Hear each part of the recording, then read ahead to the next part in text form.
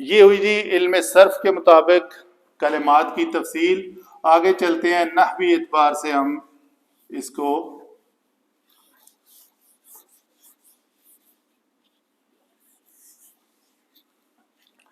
ربی. ہم نے کہا یہ منادا ہے. منادا کس کا ہے؟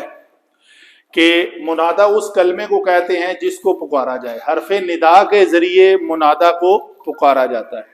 تو یہ اصل میں تھا رب دی. تو ثقالت کی وجہ سے یہاں پہ یا جو ہے وہ حذف ہوئی ہے.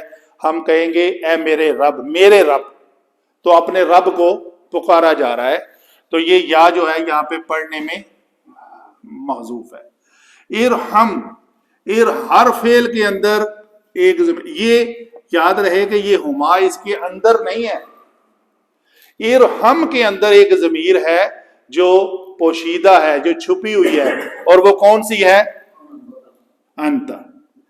تو ہر فعل جو فعل امر ہوتا ہے حاضر کے 6 صیغوں میں صرف ایک انت ضمیر چھپی ہوتی ہے، باقی 5 جو ہیں وہ بارز ہوتی ہیں.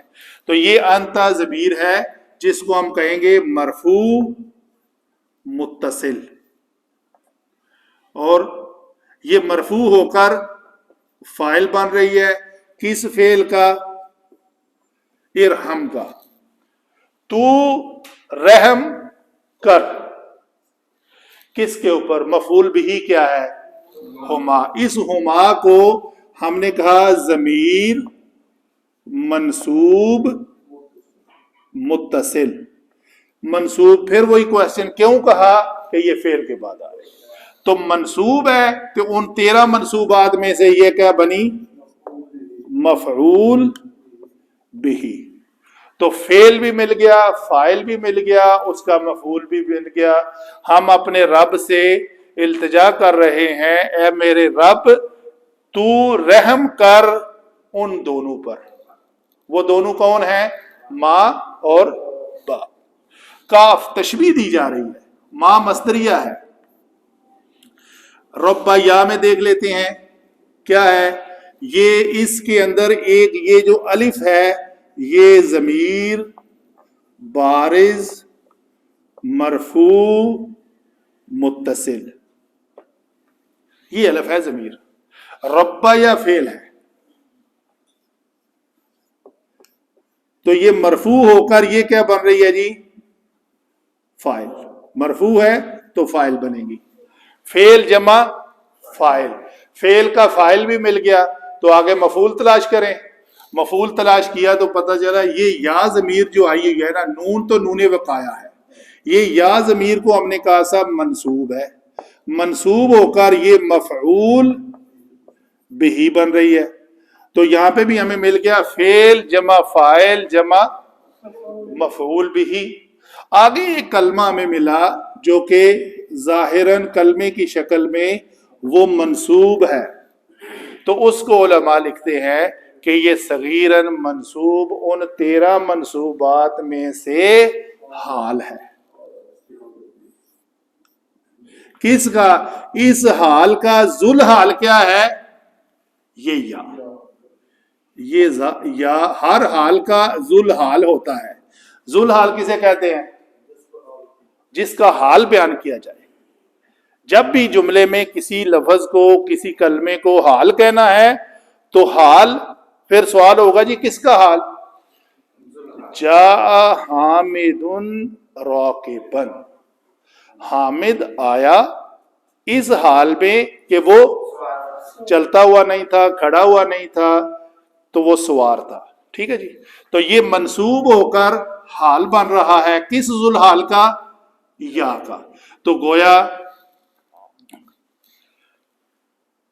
یہ ضمیر بارز مرفوع متصل فاعل کون ہیں؟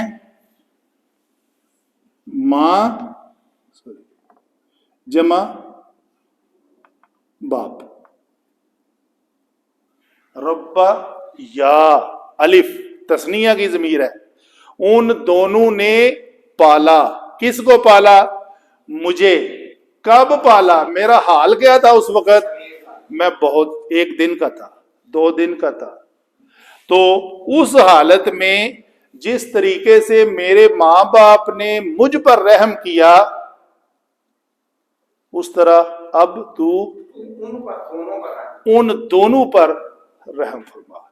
تو کا تشبیہ ماں مصدریہ کا اسلوب ہوتا ہے کہ اس کے بعد والے جملے کے ساتھ لے کر اس کو مصدری معنی میں لے جاتا ہے. مصدری معنی کس طرح؟ مصدر کا معنی ہوتا ہے کھانا پینا رونا ہنسنا جاگنا, ایسے ہی ہے. اس کے آخر میں نون الف نہ آتا ہے. تو اس کے اندر آپ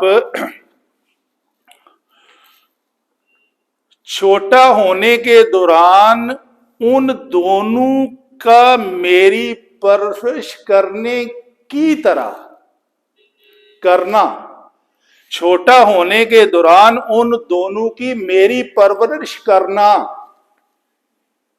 سمجھ آ رہی ہے بات؟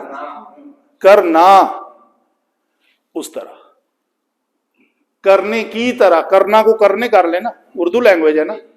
تو چھوٹا ہونے کے دوران میری ان دونوں کی پرورش کرنے کی طرح میری پرورش کرنا,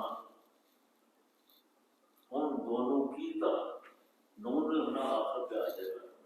جی, ان دونوں کی پرورش کرنا, ٹھیک ہے, بات تو سیم ہے.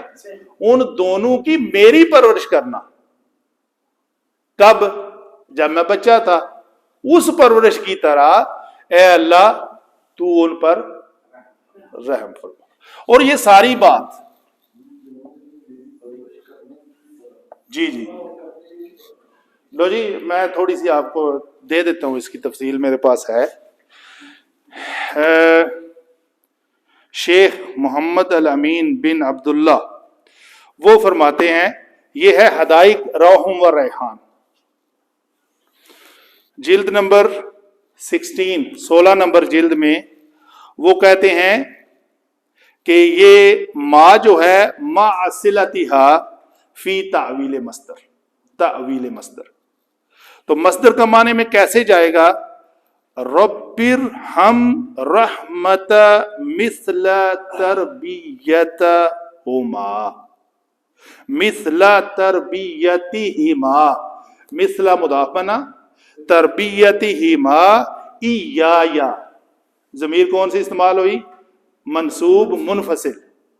ان کی میری تربیت کرنے کی طرح, یا حالت کونی صغیرہ, میری حالت جب میں چھوٹا بچہ تھا.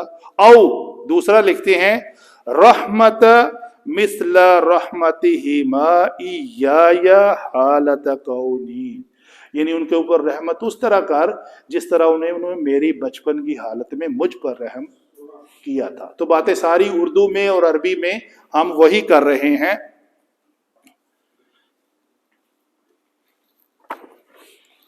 اور یہ ساری بات پوری دعا جو ہے وہ اس سے پہلے جو کلمہ کیا ہے؟